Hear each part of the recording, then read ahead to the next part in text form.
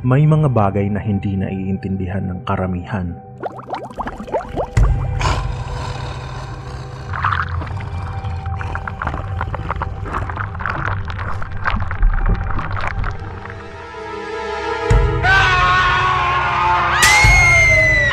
Ako si Benjo.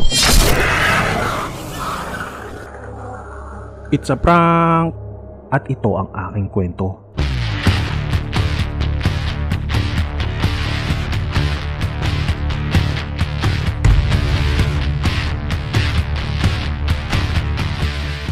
Noong bata ako, ay wala sa aking gustong makipaglaro maliban sa aking pinsan.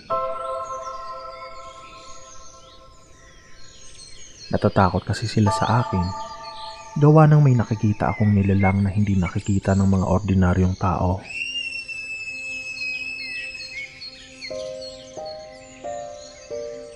Maaga akong namulat sa ganitong mundo. Ito ay dahil sa ang ama ko ay isang magaling na albularyo. Tuwing Biyernes ay dinaragsa kami rito. Maraming tao ang nagagaling pa sa malalayo para magpagamot sa ama ko. At kahit kailan ay hindi siya tumanggap sa mga pasyente niya ng kahit na piso. Ito na rin siguro ang naging dahilan kung bakit kami iniwan ng nanay ko. Makinig ka sa akin, Benjo. Ang ating kakayahan ay ipinagkaloob lamang ng mahal na Diyos. Kaya hindi tayo dapat magpapabayad ng kahit anumang sentimos. Masasabi kong mahirap talaga ang buhay namin. Subalit kahit simple lang ang pamumuhay, ay hindi naman kami nauubusan ng bigas, prutas at gulay. Nang dumating ako sa tamang edad,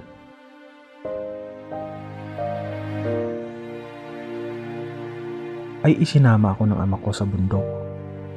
Mahal na araw iyon, Biyernes Santo. Akala ko noon ay mangunguha lamang kami ng mga halamang gamot. Subalit nagulat ako sa natunghayan ko.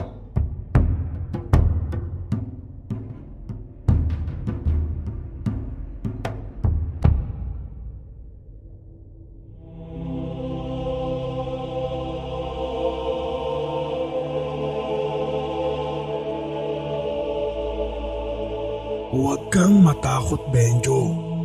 Sila ay mga kaibigan ko. Sila rin ay magiging gabay mo kapag nawala na ako dito sa mundo.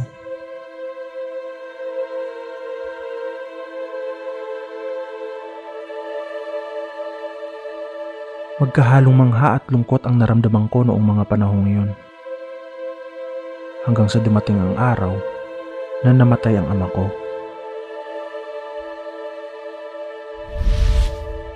Nagkaroon siya ng isang pasyente na kinulam.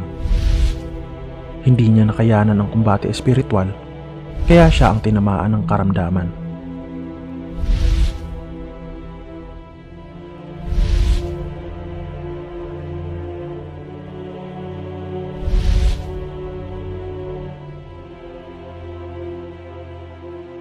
Iniwan sa akin ng aking ama ang kanyang libreta at mga anting-anting. Dito ay lubos akong nagpakadalubhasa at inaral ng gusto ang lihim na karunungan. Lumipas ang ilang taon. Dito na ako sa Laguna nanirahan.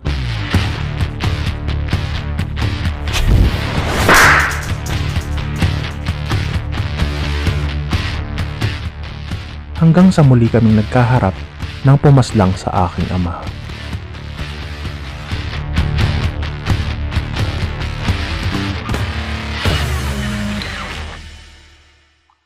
Siya si Henry, isang dating OFW. At dahil sa paghihirap niya ay nakapagpundar sila ng sarili nilang bahay, kotse, at negosyo. Palasim ba itong si Henry?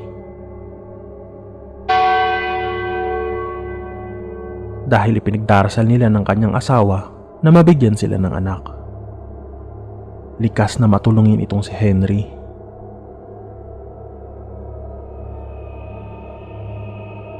Halos bukas palad ito sa mga taong nangangailangan ng tulong.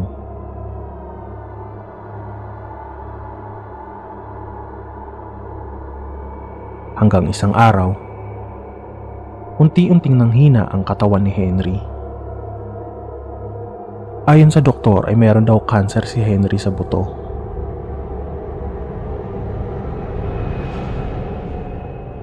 At dahil dito, unti-unting nalugi ang kanilang negosyo. Nangayayat ng husto si Henry. Lagi din daw itong balisa. At tuwing 6:00 ng gabi, ay sobrang kirot ng mga kalamnan nito. Ang ipinagtataka lamang ng asawa ni Henry ay parati itong binabangungot at nagigising ng 3:00 ng madaling araw.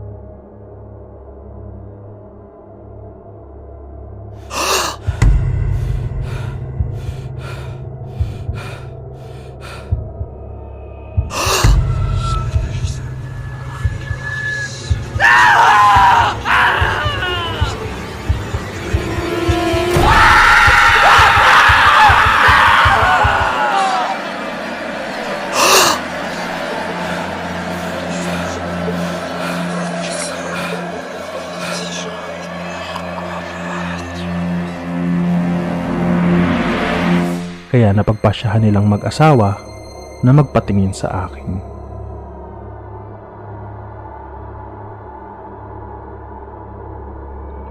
Oh, huli ka ngayon. Bakit mo pinahihirapan ng taong ito? Naiinggit ako. Ano bang pakialam mo? Inggit! Bakit? Abay magsikap ka rin, taga saan kang gumagawa? Quezon. Sa simbahan ng Quezon. Naiinggit ako sa kanya. Dahil sa tagal-tagal ko nang nagsisilbi sa simbahan. Bakit siya pa ang biniyayaan ng Diyos ng kayamanan?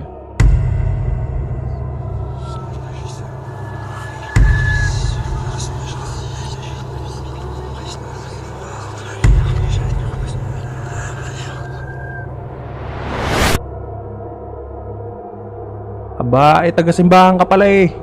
Isa kang huwad na alagad ng Diyos. Hindi ka ba natatakot sa mahal na Diyos? Kahit sino pa yung Diyos mo, mas malakas ang Diyos ko. Aba sige, i-push mo yung gusto mo. Ano bang pangalan mo? Gloria. Gloria Santissima. Gloria. Gloria Santissima.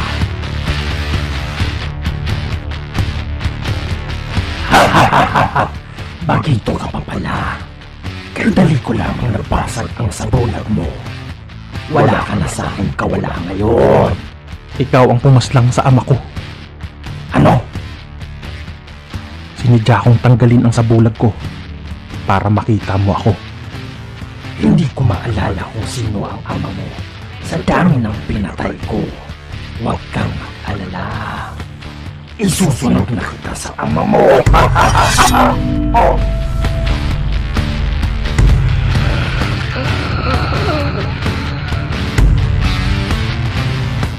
Napaghiganti ko na rin ang ama ko. Naway payapa na rin ang kanyang kaluluwa. Napagaling ko rin si Henry. At katulad ng turo sa akin ng aking ama, ay hindi ako nagpabayad.